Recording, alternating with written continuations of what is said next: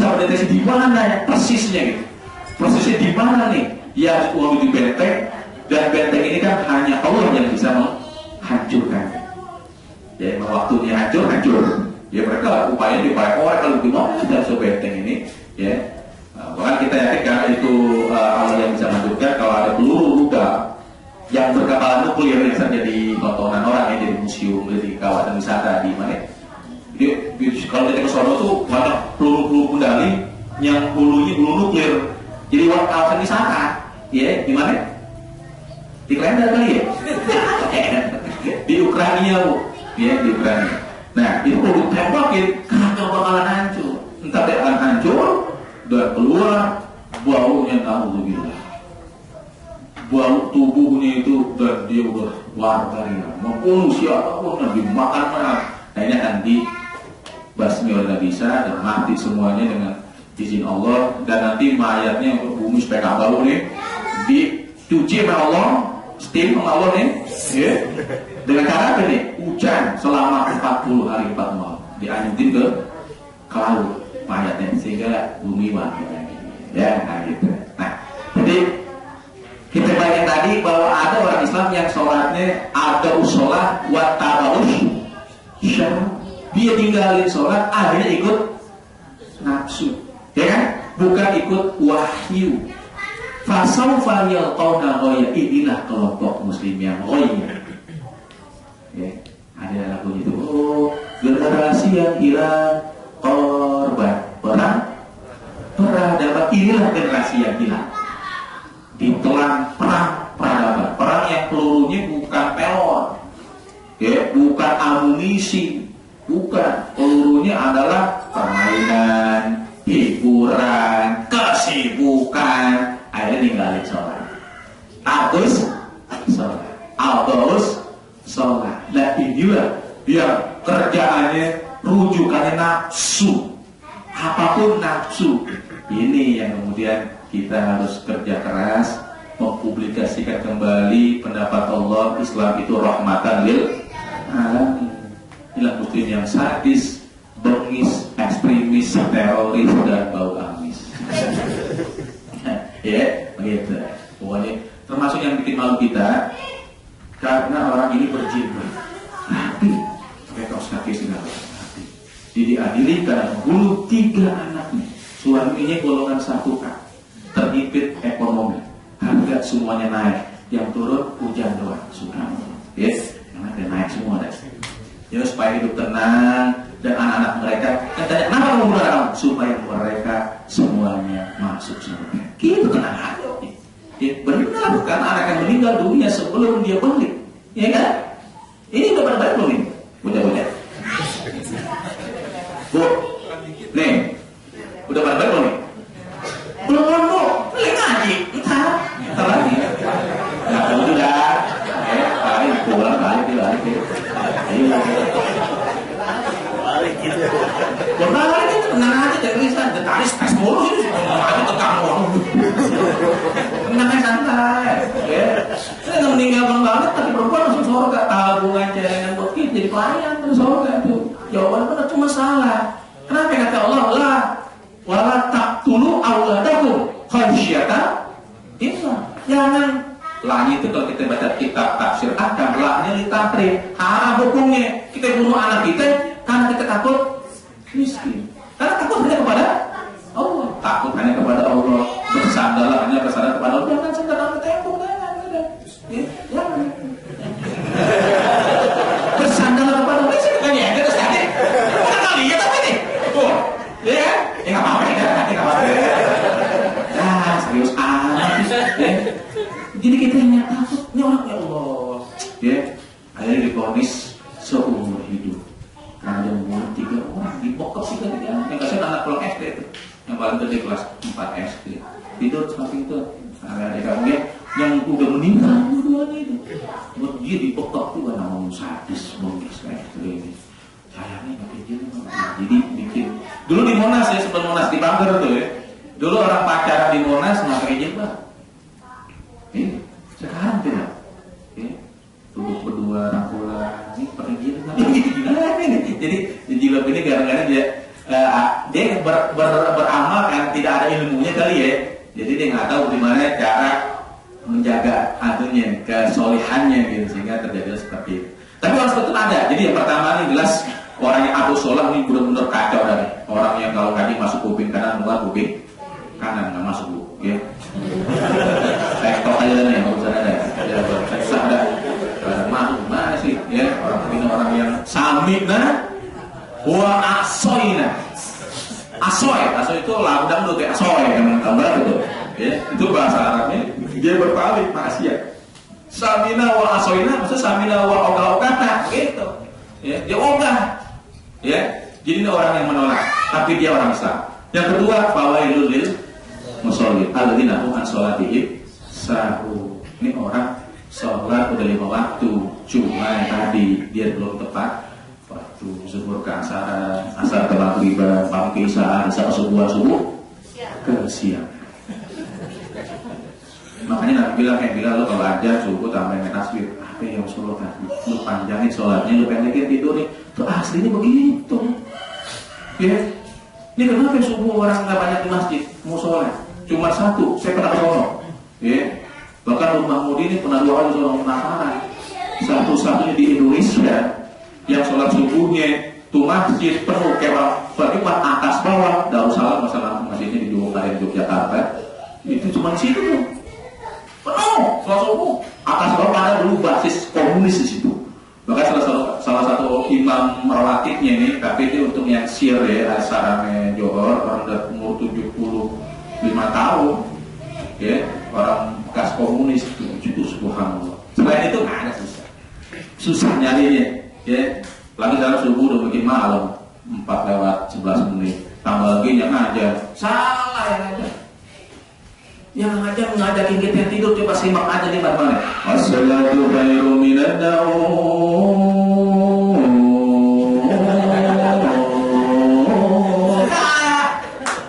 Ngajakin tidur, Nabi bilang lu panjangin sholatnya, ya pendekin tidurnya.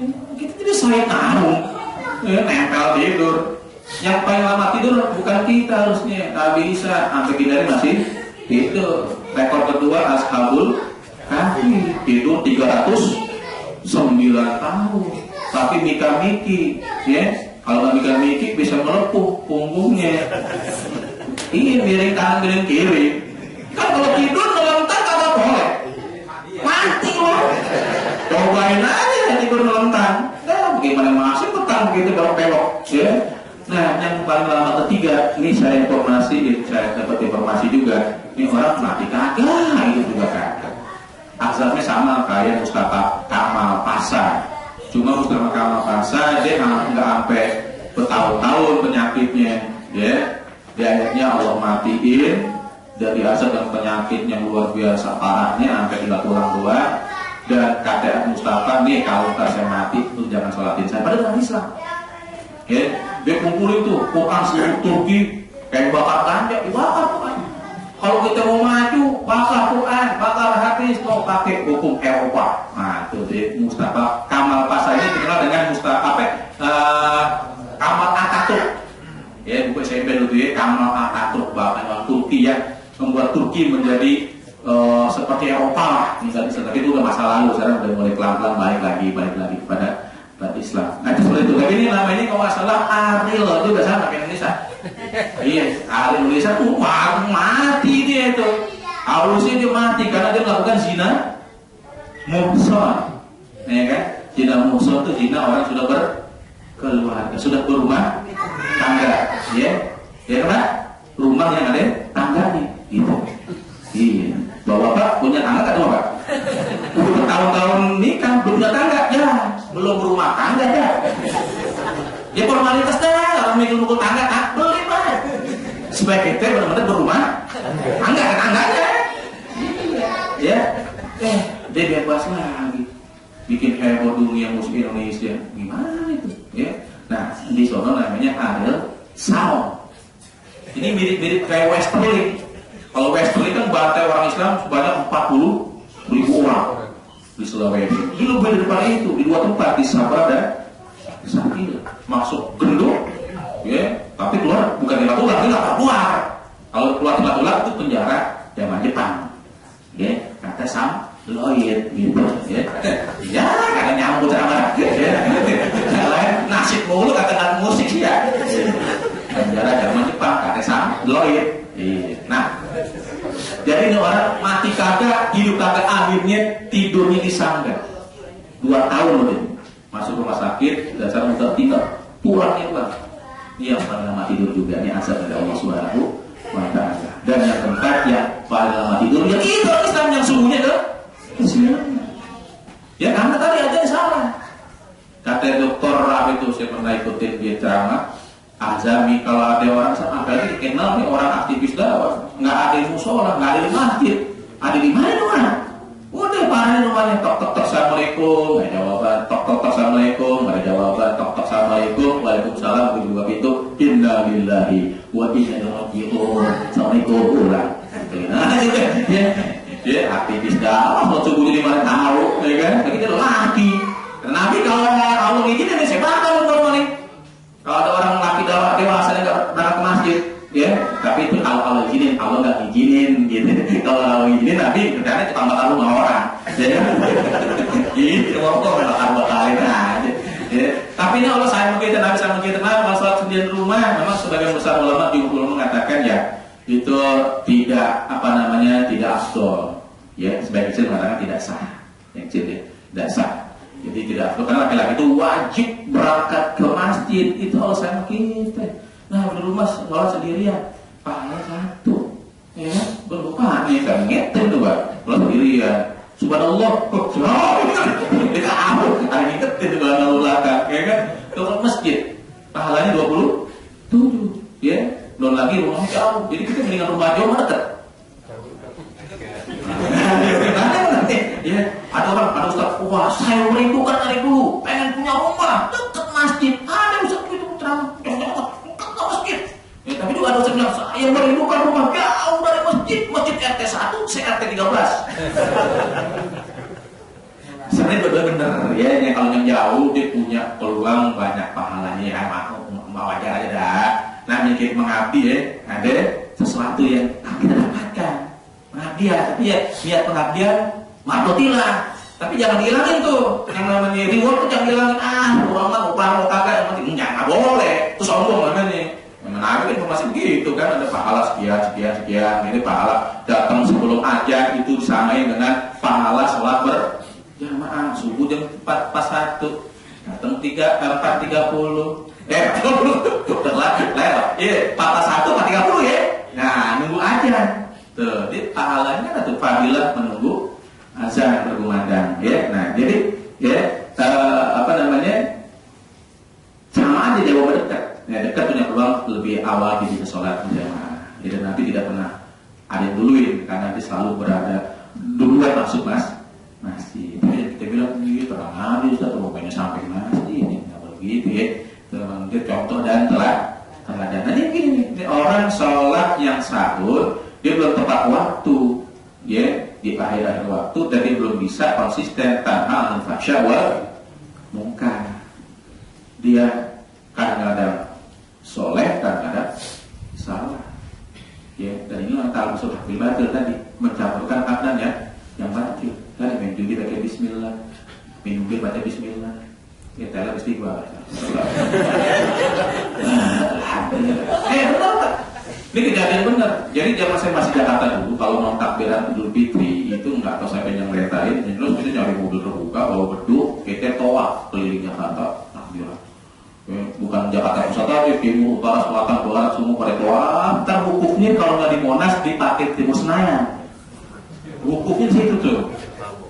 Kita jam 12 ada. Wah, saya lihat tuh ada orang takbiran, megang mobil.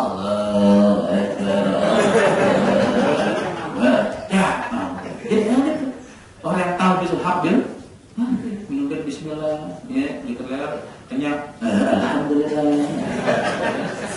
Campur aduk hak dan kalau dalam bahasa yang lain itu maksiat badan, ya. Kalau maksiat ideologi itu namanya sinkritisme, ya kan? Sinkritisme. Kalau pajokan ada pendaringan, ada sudah sih. Kalau tua dulu begitu, kasih lilin, kasih kue, kasih susu, ya, capek.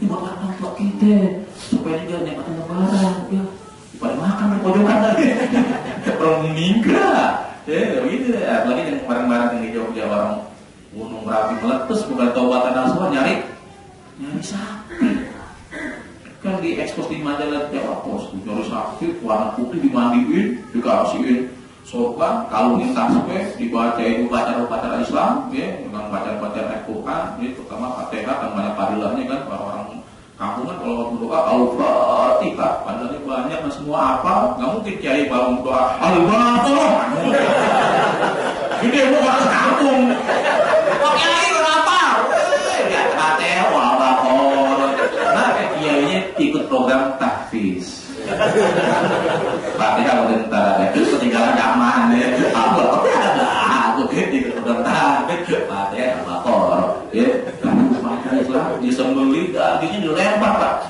sesajinya ke gunung Merapi ini kan sinkretisme namanya ya dan ternyata Gunung Merapi vegetarian lu kagak doyan daging gimana caranya kalian hipertensi stroke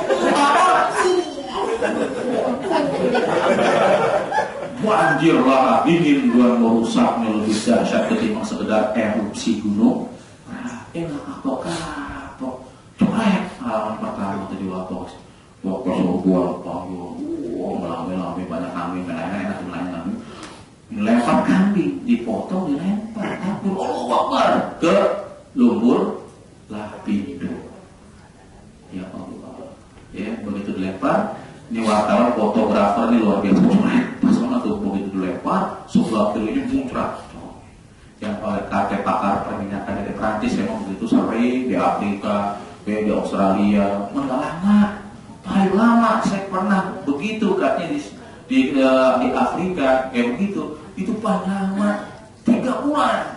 Ini kalau prediksi saya nih kakek pakar perminyakan dari Prancis minimal 100 tahun di begitu terus 100 tahun. Ini program dari Allah menenggelamkan orang Jawa.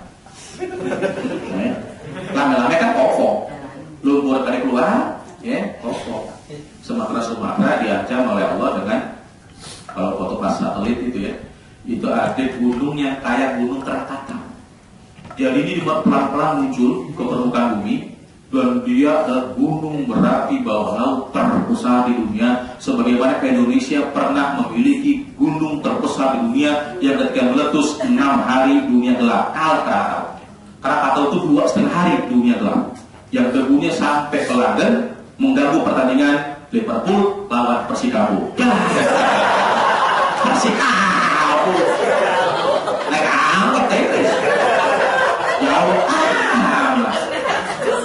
luar biasa apa ente nama gunungnya dulunya ini nama masjid jadi ada orang dari kawasan itu ya dia hijrah ke Jakarta dan didirikan masjid namanya Masjid Tambora yang kemudian masjid ini berkembang menjadi Kecamatan Tambora dan Kecamatan Tambora adalah kawasan yang paling padat se-Asia Tenggara saking padatnya listrik korsleting dulu kebakaran lagi mari kasihan ya tuh Tambora kedua gunung yang di Sumatera ini akhirnya melahirkan gunung Danau Toba dan ketiga Krakatau. Ini kayaknya seolah-olah Indonesia sedang diancam bencana ya dengan lumpur, dengan gunung. Lagi anak Krakatau saya udah mulai dewasa, remaja ya.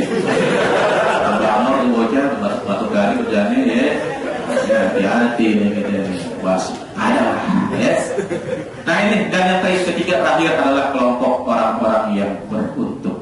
Qad aflahal mu'minun alladzina hum fi sholatihim syiur inilah pemburu harta warisan dia hak waris Allah ulaika humul warithun alladzina yarithuna firdaus hum fiha khalidun subhanallah. Salat itu kalau nggak bisa diri duduk, nggak bisa duduk berbaring, nggak bisa berbaring kita kelintang, nggak bisa miring kanan miring kiri, nggak bisa tengkurap, nggak bisa juga dengan gerakan mata ya, nggak bisa juga dengan gerakan hati, nggak bisa juga harus di sholatin ya.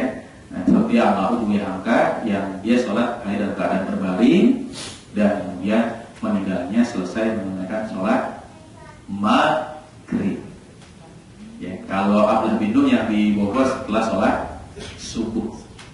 Ya, karena memang ulama-ulama kita sebagai teladan tentu ya memberikan contoh bagaimana menjadi terdepan dalam memberikan sholat. Jika sholat yang baik, yang benar itu tepat waktu, tumanina, berjamaah dan memahami tujuan sholat. Tanha anil fahsya wal munkar. Kita aktif dalam gerakan ya mencegah perbuatan keji dan aktif di majelis taklim, dakwah, di kantor, di kampus, kampung mana aja gitu kan. Ada hal yang kita demo misalnya begitu kan, itu kebaikan demi kebenaran. Kita harus kita korbankan apapun yang terjadi sampai puncaknya korban harta dan benda. Baik, ini saja barangkali ya. Kalau ada pertanyaan mungkin satu hari kali Pak ya, Bu. Ya, ibu-ibu satu, laki-laki satu gitu kali ada pertanyaan. Saya mau paham dari maaf. Kalau saya itu kan, jangan lagi, jangan lagi itu dong. Banyak lagi ceramah ya. Mana? Ini bocah-bocah. Selamat pagi. Lurusin dulu sehat ya. Kalau udah luar biasa nih gitu ya. Mana Mak? Ada yang nanya nih, Ibu. Alhamdulillah ya, ini pengajian udah lama sih, udah 8 tahun. Udah S4 lolos dan udah berapa, udah profesor dokter ini. Saya program kampus nih ya. Mudah-mudahan lah apa yang disampaikan ini ada yang manfaat buat kita semuanya. Mari kita meraih kehidupan yang barokah, yang salamah, yang saadah. Jadi Indonesia yang aminah mutmainah, yang badatun thayyibatun warabun ghafur, dengan senantiasa mengakui eksistensi Allah sebagai pemilik rezeki dan yang memberikan rezeki kepada kita. Kemudian mari kita berikan loyalitas kita hanya kepada Allah. Jangan sampai loyalitas kita kepada negara, kepada perusahaan, kepada bisnis kita mengganggu loyalitas kita kepada Allah. Nah, ini paling utama dalam kehidupan kita. Kalau bisa kita sinkronisasikan agar dunianya kita bisa selamat, akhirnya juga bisa selamat, dunia akhirat berjalan dengan sukses. Dan mudah-mudahan Allah mudahkan seluruh upaya-upaya kita untuk membentuk keluarga-keluarga yang ahlul ibadah, yang kemudian karena memahami sholat adalah taat pasal munkar, dengan beranjak menuju ahlul dakwah, menjadi orang yang aktif dalam penggerak-penggerak dakwah dimanapun dia berada. Yang ujung-ujungnya mudah-mudahan dari keluarga kita akan lahir pejuang-pejuang Islam yang semua punya cita-cita yang sama. Al-mautu fi sabilillahi asma amalina, mati di jalan Allah merupakan cita-cita tertinggi kami. Demikianlah Allah Assalamualaikum warahmatullahi wabarakatuh.